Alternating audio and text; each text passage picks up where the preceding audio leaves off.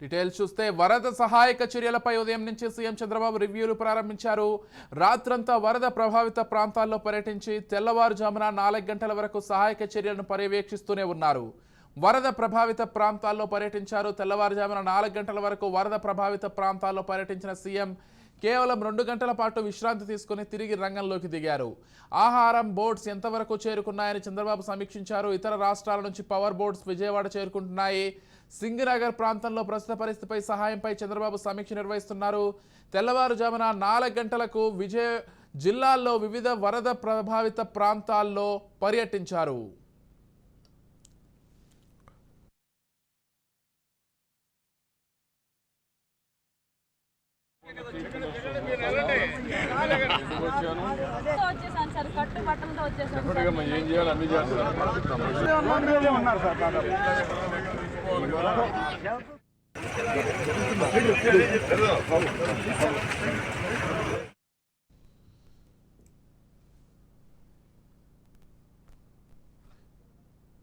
కొద్దిసేపట్లో జిల్లా కలెక్టర్ కార్యాలయం నుంచి మళ్లీ ఫీల్డ్ విజిట్ కు చంద్రబాబు వెళ్లనున్నారు. గత రాత్రి నేరుగా ఇంటింటికి వెళ్లి బాధితులను ఆయన పరామర్శించారు. గత రాత్రి 10 గంటల 40 నిమిషాలకు ఈరోజు తెల్లవారుజామున 4 గంటల 19 నిమిషాల వరకు వరద నీటిలోనే ముఖ్యమంత్రి ఉన్నారు. కేవలం 2 గంటల పాటు విశ్రాంతి తీసుకుని తిరిగి రివ్యూలను ప్రారంభించారు. తొలుత విజయవాడ సింగనగర్, ఆ తర్వాత ఇబ్రహీంపట్నం, మాలపాడులో పర్యటించిన చంద్రబాబు మళ్లీ అక్కడి నుంచి నేరుగా విజయవాడ కృష్ణలంకకు చేరుకున్నారు. బ్యారేజీ వరద 11 లక్షలకు చేరుకోవడంతో అక్కడ ప్రజలకు ధైర్యం చెప్పారు. కలెక్టరేట్లో తెల్లవారుజామున 2 గంటల పాటు విశ్రాంతి తీసుకున్నారు. తన వెంట అధికారులు ఎవరూ రావద్దని, అందరూ వరద సహాయక చర్యల్లో పాల్గొనాలని చంద్రబాబు కోరారు.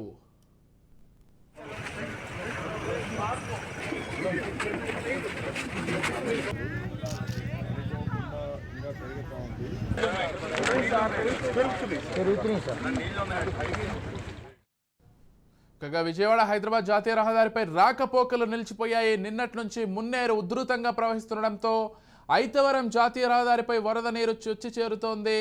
ఇక జాతీయ రహదారి జల దిగ్బంధంలో ఉండిపోయింది. అర్ధరాత్రి సమయం వరకు మున్నేరు ఉధృతంగా ప్రవహించింది. తెల్లవారుజాము నుంచి కొద్దిగా వరద ప్రవాహం తగ్గుతోంది.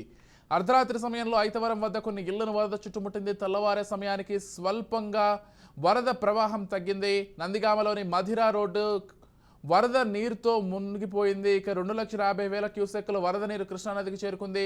కంచికచెర్ల మండలంలోని కృష్ణానది పరివాహక ప్రాంతమైన మొగలూరు, మొన్నలూరు, గనియత్కూర్ ప్రాంతాలు వరద ప్రవాహంతో చుట్టుముట్టుకున్నాయి. ఇక ఇదే అంశానికి సంబంధించి మరింత సమాచారం ఇచ్చడానికి మా ప్రతినిధి రమేష్ ఫోన్ ద్వారా సిద్ధంగా ఉన్నారు. చెప్పండి రమేష్.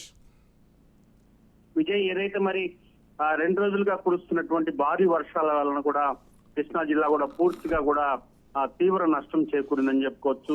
ఏదైతే ముఖ్యమంత్రి నారా చంద్రబాబు నాయుడు స్వయంగా ఆయన సింగనగర్, అదేవిధంగా కృష్ణాలంక, అదేవిధంగా ఇబ్రహీంపట్నం కూడా 3 ప్రాంతాల్లో పర్యటించాడు. అక్కడ స్థానిక ప్రజల్ని వారి సమస్యల్ని అడిగి తెలుసుకున్నారు.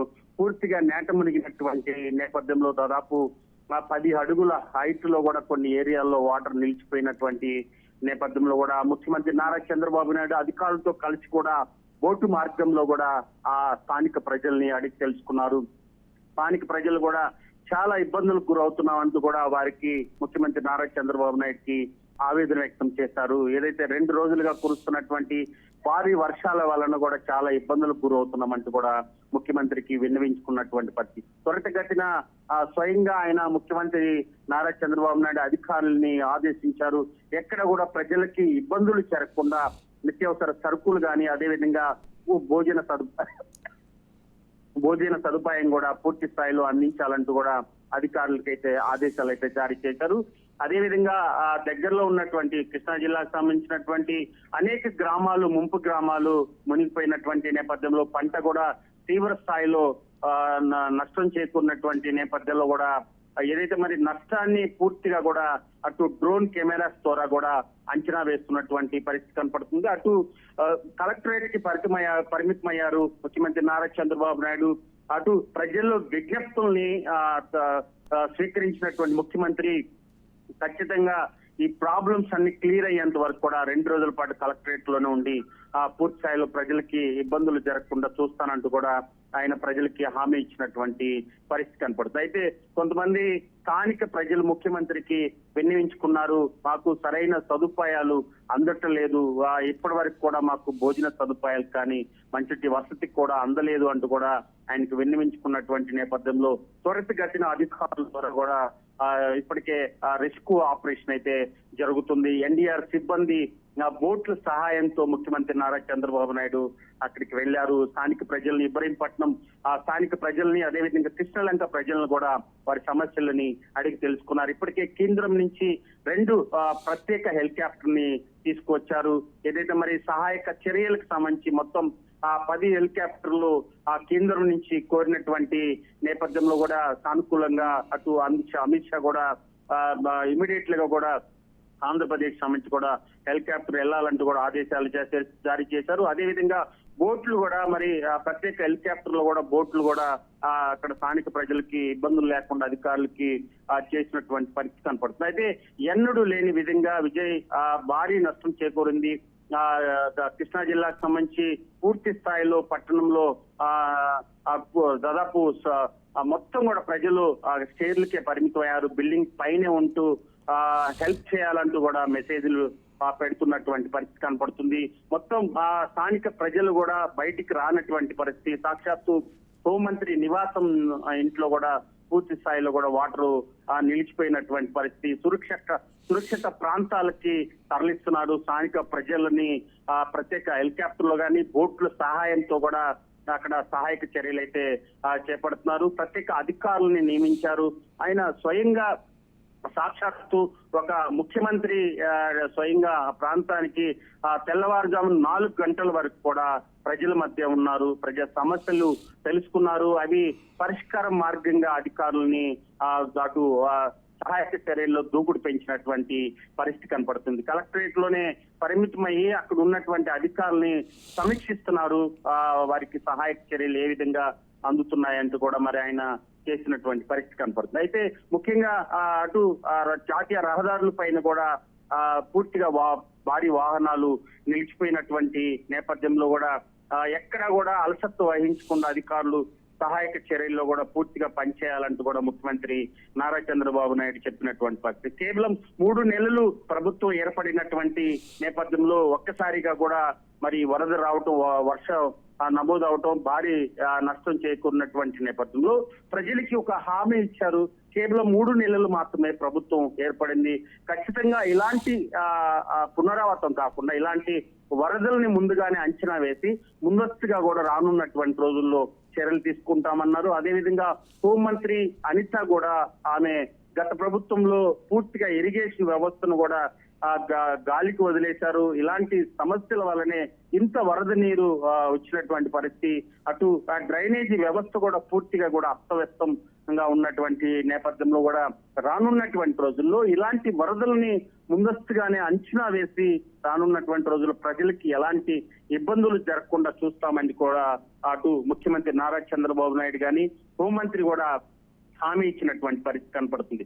సాక్షాత్తు ప్రజాప్రతినిధులు మనం గతంలో ప్రజాప్రతినిధి ఎమ్మెల్యేలు ఎంపీల స్థాయి అక్కడికి పునరావాస కేంద్రాలు కానీ అదేవిధంగా వరద చేరినటువంటి ప్రాంతాలకి వెళ్ళినటువంటి సందర్భాలు చూసాం. అయితే సాక్షాత్తు ముఖ్యమంత్రి రాత్రి నుండి తెల్లవారుజామున 4 గంటల వరకు కూడా మరి అంత 80 ఏళ్ల వయసులో ఆయన పూర్తి స్థాయిలో అన్ని గంటల పాటు ప్రజా సమస్యల పైన పోరాడారంటే నిజంగా గొప్ప విషయం చెప్పుకోవచ్చు. ఎందుకంటే సాక్షాత్తు ఆయన బోట్ లో ఒక ముఖ్యమంత్రి స్థాయిలో అక్కడికి వెళ్ళటం, అదే విధంగా రెస్క్యూ ఆపరేషన్ ఏ విధంగా జరుగుతుంది, ప్రజలకి ఎలాంటి సహాయక చర్యలు జరుగుతున్నాయి, అదేవిధంగా ప్రభుత్వం ఇస్తున్నటువంటి నిత్యావసర సరుకులు కానీ వారికి సంబంధించినటువంటి ఆహార పదార్థాలు కానీ అదేవిధంగా మంచినీటి వసతి కదా ఏ విధంగా జరుగుతుందంటూ కూడా ఆయన అడిగి తెలుసుకున్నారు. ఇంత పెద్ద మొత్తంలో పూర్తిగా వాటర్ నిలిచిపోవటానికి ప్రధాన కారణం ఏంటంటూ కూడా ఇప్పుడు కలెక్టరేట్ లో అధికారులతో కూడా సమీక్ష నిర్వహిస్తున్నారు.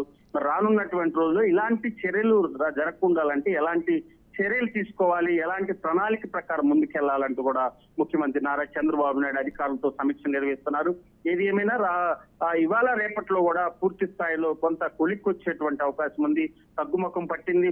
అటు కృష్ణా బ్యారేజీ కూడా భారీ వరద నీరు చేరుకున్నటువంటి నేపథ్యంలో కూడా అటు పూర్తిగా పైనుంచి ఎంత మేరకు వాటర్ వస్తుంది, దాదాపు 10 లక్షల క్యూసెక్ పైన కూడా వాటర్ వచ్చినటువంటి నేపథ్యంలో కూడా మరి కింద వాటర్ తరలించేటువంటి అంశం కూడా ఎప్పటికప్పుడు ఇరిగేషన్ శాఖ అధికారులు అప్రమత్తంగా ఉండాలని చెప్పి ముఖ్యమంత్రి నారా చంద్రబాబు నాయుడు రమేష్ మరో బ్రేకింగ్ న్యూస్ అంతా ఉంది. ప్రకాశం బ్యారేజ్ వద్ద ఒక గేట్ దగ్గర, గేట్ నెంబర్ 69 దగ్గర ఒక బోట్ స్ట్రక్ అయ్యి కొంత డ్యామేజ్ జరిగినట్లుగా తెలుస్తోంది. పిల్లర్ అంటే ప్రకాశం బ్యారేజ్ దగ్గర ఇప్పటికే వరద ఉధృతి అయితే కొనసాగుతోంది. ఆ లోతట్టు ప్రాంతాలు, దిగువనున్న ప్రాంతాలు కూడా పూర్తిగా వరద నీరు మయమైపోయాయి. ఇప్పుడు మళ్ళీ ఇటువంటి పరిస్థితి ఎలా చూడాలి? వరద ఉధృతి అసలు ఏ విధంగా ఉంది ప్రకాశం బ్యారేజ్ వద్ద? అక్కడ సిచ్యువేషన్ ఏ విధంగా ఉంది రమేష్? ఖచ్చితంగా ఏదైతే మరి 69 గేటు వద్ద మొత్తం 3 బోట్లు, ఒకటి కాదు విజయ్, 3 బోట్లు, నాటు బోట్లు అక్కడ బ్యారేజీకి సంబంధించినటువంటి గేటు వద్దకి అక్కడికి చేరుకున్నాయి. ఆ సమయంలో 3 నాటు బోట్లు అక్కడికి వచ్చినటువంటి సమయంలో కొంత డామేజీ జరిగిందని చెప్పి మనకి అందుతున్నటువంటి సమాచారం. అయితే దీనిపైన కూడా మీడియా ముఖ్యమంత్రి నారా చంద్రబాబు నాయుడు కూడా ప్రశ్నించారు. మరి ఏదైతే మరి ఈ గేటు ధ్వంసం అవటానికి, గేటు డామేజ్ అవటానికి ఏమైనా కుట్ర కోణం ఉందా అంటూ కూడా ముఖ్యమంత్రి నారా చంద్రబాబు నాయుడిని అడిగినటువంటి సమయంలో అవన్నీ ఇప్పుడు పట్టించుకునే పరిస్థితి లేదు. ఏదైతే మరి రానున్నటువంటి రోజుల్లో ఖచ్చితంగా పూర్తి స్థాయిలో సహాయక చర్యలు చేపట్టడమే ప్రధాన లక్ష్యంగా అంటూ కూడా ఆయన చెప్పినటువంటి పరిస్థితి కనపడుతుంది. అయితే ముఖ్యమంత్రి నారా చంద్రబాబు నాయుడు ఇచ్చినటువంటి ఆదేశాల మేరకు కూడా అధికారులు పూర్తి స్థాయిలో పనిచేస్తున్నటువంటి పరిస్థితి కనపడుతుంది. ఏదైతే మరి గేటు డామేజ్ అయినటువంటి నేపథ్యంలో ఇరిగేషన్ అధికారులు కూడా పూర్తిగా అలర్ట్ అయినటువంటి పరిస్థితి. ఎందుకంటే గేటు డామేజ్ జరిగితే ఖచ్చితంగా గేటు పైకి లేపాలంటే వాటర్ వదిలేటువంటి సమయంలో కొంత ఇబ్బందులు జరిగేటువంటి అవకాశం ఉంది. దీన్ని ముందుగానే అధికారులు అంచనా వేశారు. ఆ దిశగానే మరి ఆ సహాయక చర్యలు అయితే చేపడుతున్నటువంటి పరిస్థితి. ఏదేమైనా జిల్లా కలెక్టర్ కార్యాలయంలో ముఖ్యమంత్రి సమీక్ష నిర్వహిస్తున్నారు. ఎప్పటికప్పుడు ఎలాంటి ఇబ్బందులు జరగకుండా కూడా అటు సహాయక చర్యల్లో కానీ ఎలాంటి వరద వచ్చినా గానీ పూర్తిగా ఫేస్ చేసే విధంగా కూడా అటు ప్రభుత్వం యంత్రాంగం కూడా పూర్తిగా ఉన్నటువంటి పరిస్థితి కనపడుతుంది. Vijay, right, thank you Ramesh.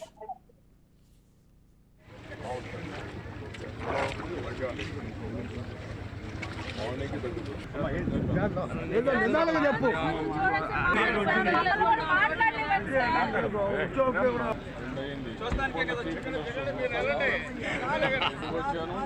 వచ్చేసాను సార్, కట్టు బట్టలతో వచ్చేసాను. ఏం చేయాలి అన్ని చేస్తున్నారు. ఉన్నారు సార్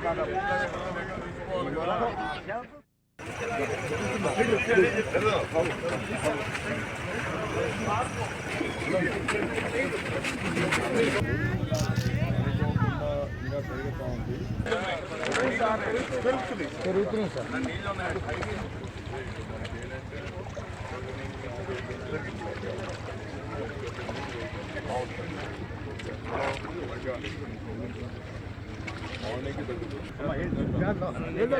చెప్పు